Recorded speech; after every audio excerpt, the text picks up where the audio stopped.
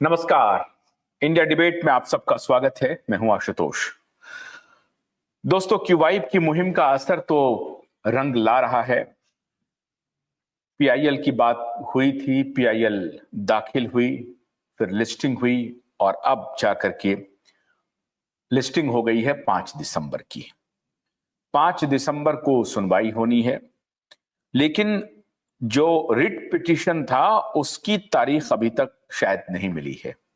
वो अभी उसके बारे में कोई कंफर्मेशन नहीं है, लेकिन पीआईएल की तारीख 5 दिसंबर को मिल गई है और जो लिस्टिंग है वो शायद उसका जो नंबर है वो 6 या 5th नंबर पे है। अगर नंबर के हिसाब से देखें तो 5वें 6ठे नंबर पर अगर कोई केस लगा हुआ है और उसके पहले अगर कोई इंपॉर्टेंट केस जिसमें कि लंबा खींचने की संभावना हो, अगर वो नहीं है तो 5-6 नंबर वाला जो केस होता है उसके बारे में लोग कहते हैं कि उसकी सुनवाई हो जाती है। लेकिन सुनवाई होगी कि नहीं होगी ये तो 5 दिसंबर को पता चलेगा। इतना जरूर हुआ कि क्यूबाइब की मुहिम लगातार इस दिशा में चल रही है और ऐसा लग रहा है कि अब शायद सुप्रीम कोर्ट भी संज्ञान लेना चाहती है। सुप्रीम कोर्ट की हमने आंखें खोलने की कोशिश की, उनको बताया कि आपके द्वारा जो अपॉइंटेड जस्टिस हैं, रिटायर्ड जस्टिस हैं, उनकी देखरेख में जो पोर्टल से जो भुगतान हो रहा है वो अपना काम ठीक से नहीं कर रहा है और स्थिति ये हो गई है कि सरकार को 31 दिसंबर 2025 तक का आवेदन डालना पड़ा आप ही की अदालत में कि हम 31 दिसंबर 2025 के पहले भुगतान करने की स्थिति में नहीं है। तो ये जो हालात हो रहे हैं इसके बारे में हम लोगों ने उन्हें बताने की कोशिश की और उन्हें बताया भी। अब इंपॉर्टेंट बात यह है कि सहारा के निवेशक इंतजार कर रहे हैं, लेकिन खामियां कहां कहां हो रही है। एक वर्डिक्ट आया क्यूसॉप को लेकर के और फिर एक जो सहारा एलआईसी का मामला है उसको लेकर के हमने 2-3 दिन पहले एक वीडियो दिखाया था जिसमें यह बताया था कि सुब्रत रॉय ने अब जो हम सवाल उठा रहे हैं उनमें से बहुत सारे सवालों का जवाब सुब्रत रॉय ने 2011-12 में देने की कोशिश की, लेकिन वो सवाल के जो जवाब थे वो बहुत सेटिस्फैक्टरी नहीं हो पाए क्योंकि इस बीच में जो 12 वर्ष का वक्त बीता उस 12 वर्ष में कोई अपेक्षित सफलता नहीं मिली। और अभी जब हमारी बात हो रही है सहारा प्रबंधन के कुछ लोगों से, और मैं उनका नाम यहां नहीं ले सकता, लेकिन जो बातचीत हो रही है उसके हिसाब से सहारा पैसा देना उस वक्त चाहती थी, आज भी चाहती है, लेकिन एक ऐसे विशियस सर्किल में अब सहारा फंस गई है जहां से वो खुद को डॉर्मेंट बनाए हुए है। तात्पर्य यह है कि ना तो वो एक्शन में है ना ही बैकफुट पर है, यथा स्थिति बनाए हुए रखना चाहती है सहारा और अब सारा ठीकरा कोर्ट पर फोड़ना चाहती है। तो क्या सुप्रीम कोर्ट उनके इस आर्गुमेंट को उसी रूप में लेंगे? क्या सुप्रीम कोर्ट में जो पीआईएल की सुनवाई अगर हो जाती है 5 दिसंबर को, तो हम उम्मीद करते हैं कि हमारे निवेशक बंधुओं के भाग्य अच्छे हों कि उनके पीआईएल की सुनवाई हो जाए। अब पीआईएल में जो सबसे पहले पायदान पर जो पहला सवाल है वो पोर्टल को लेकर के है। पहला सवाल ही पोर्टल को लेकर के कि पोर्टल भुगतान करने की स्थिति में जिस रूप में अभी पोर्टल कार्य व्यवहार कर रही है उससे भुगतान तो अगले 100 वर्ष में भी नहीं हो पाएगा। तो पीआईएल की पहली दलील यह है कि पोर्टल में या तो जरूरी संशोधन किए जाएं जिस संशोधन से अविलंब लोगों को पैसा मिल जाए, ऐसा संशोधन पोर्टल में लाया जाए, या फिर पोर्टल को निरस्त किया जाए।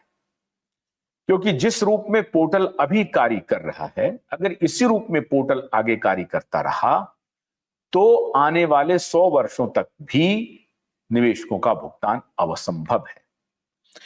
अगर मैं निवेशक यहां पर कह रहा हूं तो आपको एक बात और बहुत ध्यान से समझना चाहिए और जानना चाहिए कि अभी जो निवेशक हैं उसमें से लगभग 60% निवेशक वो हैं, लगभग 60%, यह आंकड़ा 50% भी हो सकता है, 40% भी हो सकता है, लेकिन मैं अपर लिमिट बता रहा हूं।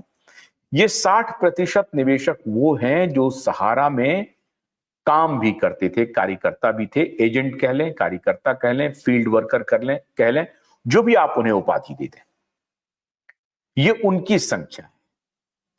और ऐसे निवेशकों की संख्या अगर 60% है तो नंबर ऑफ निवेशक अगर 60% नहीं, नंबर ऑफ अमाउंट, अगर टोटल अमाउंट आप कहेंगे कि 86,000 करोड़ रुपए का है, तो भी एक सेकंड में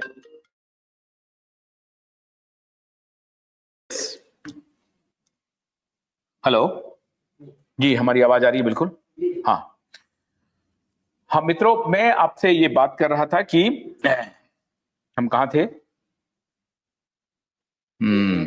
हाँ, एजेंट। तो जो 60% जो एजेंट हैं, वो एजेंट आप अगर 85,000 करोड़ या 1 लाख करोड़ से ज्यादा का डिमांड आ गया है पोर्टल के ऊपर, तो उसमें जो निवेश किए हुए पैसे हैं उसकी संख्या 60% इन एजेंटों की है।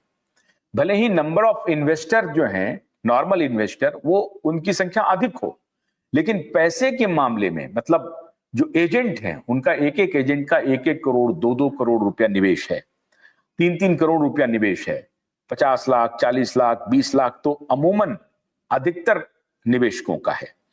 तो ऐसे जो निवेशक हैं उनकी संख्या मैं इन टर्म्स ऑफ रुपीस कह रहा हूं, जिनकी संख्या लगभग 60% के आसपास आती है। ये है।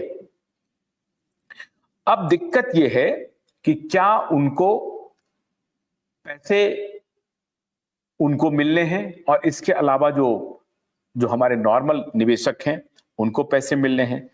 अब पीआईएल जब लग गई है तो पहले पीआईएल की शर्त मैंने क्या बताया आपको? पहली पीआईएल की शर्त है कि किसी भी रूप में आप पोर्टल को या तो दुरुस्त कीजिए या इमीडिएटली निरस्त कीजिए। और यह बात निवेशकों की बहुत ही जायज मांग है कि पोर्टल से आप भुगतान नहीं कर सकते हैं। सहारा को निवेशकों ने पैसा दिया है, सहारा कहां गायब है? सहारा से आप पैसा तसील रहे हैं, सरकार पैसा तसील रही है। सरकार ने 15,000 करोड़ रुपए तसीला था बहुत पहले, तो सरकार ने यह पैसा क्यों नहीं लौटाया? आज जो पोर्टल की बात हो रही थी उस वक्त क्यों नहीं हुई? तो यह एक इंपॉर्टेंट सवाल है। और देखिए, सरकारों का जो नेचर है, चाहे वो कांग्रेस हो चाहे भाजपा हो, जब पार्टियां सत्ता में आ जाती हैं तो अब लगभग एक जैसा संस्कार होने लगता है, और वही कुछ बीजेपी के भी साथ हो रहा है। पत्रकारों ने एक सवाल पूछा था सुब्रत रॉय से कि क्या 2014 के बाद आपको उम्मीद है, आपको रिलीफ मिल जाएगा और आपका काम ठीक से चलने लगेगा? तो मुस्कुराने लगे। उन्होंने कहा कि आप जिस तरह इशारा कर रहे हैं मैं इस बात को समझ रहा हूं। ये बात सही है कि सुब्रत राय को तब शायद ये उम्मीद थी कि 2014 में नरेंद्र मोदी जी की सरकार आएगी, और मोदी जी के साथ, जैसा मैंने आपको बताया कि बहुत पुराना रिश्ता है। अब उसमें लोग कहते हैं कि इलेक्शन में सुब्रत राय जी उनको मदद करते रहे हैं, वाजपेयी जी के साथ भी उनका अच्छा रिश्ता था। तो उस अच्छे रिश्ते की बिना पे और सोनिया गांधी के खिलाफ जो उन्होंने मोर्चेबंदी की, वो सब मिला करके इस तरफ इशारा कर रहा था कि भारतीय जनता पार्टी के साथ सुब्रत राय और सहारा ग्रुप का एक अच्छा रिश्ता है। लेकिन ये अच्छा रिश्ता किसी काम का नहीं हुआ। 12 साल से निवेशक भटक रहे हैं दर दर सड़क पर, और ये रिश्ता कोई काम नहीं कर सका। इसलिए आज निवेशक बंधुओं को वापस जाना पड़ा अदालत की शरण में। और जब अदालत में पीआईएल लग गई है तो पहला कि पोर्टल को निरस्त किया जाए, दूसरा उन्होंने सीरीज से सहारा को पार्टी बनाया है। ऊपर से लेकर के 5 जो पॉइंट्स हैं उसमें आप देखेंगे कि सहारा सबसे ज्यादा सीरीज में पार्टी बनी हुई है, और सहारा को ही इसमें इन्वॉल्व किया गया है कि सहारा को क्या क्या करना है, इसके ऊपर सुनवाई होगी। इस सुनवाई में जो पक्ष रखे जाएंगे